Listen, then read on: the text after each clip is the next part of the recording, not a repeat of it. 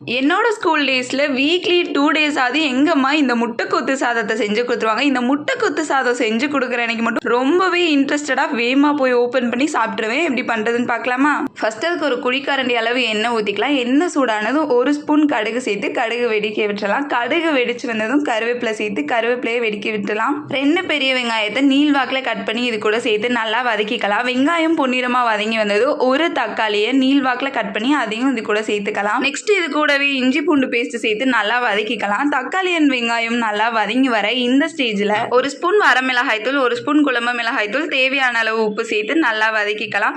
மிளகாத்தூளோட அந்த ராஸ்மெல் போனதுக்கு அப்புறமா முட்டை உடைச்சு ஊற்றிக்கலாம். இந்த கிரேவி கூட முட்டையை சேர்த்து நல்லா வதக்கி கொடுத்துக்கலாம். இந்த அளவு ரெண்டும் சேர்ந்து வந்ததுக்கு அப்புறமா இந்த ஸ்டேஜில் அடுப்பை மீடியம் ஃப்ளேமில் போட்டுட்டு ரைஸை இது கூட சேர்த்துக்கலாம்.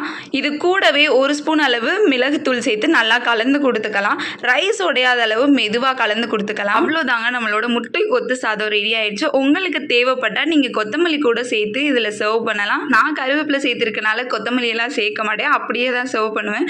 மறக்காமல் சேவ் பண்ணி வச்சுட்டு ட்ரை பண்ணி பாருங்கள் கியூட்டீஸ், அல்ட்டியாக இருக்கும்.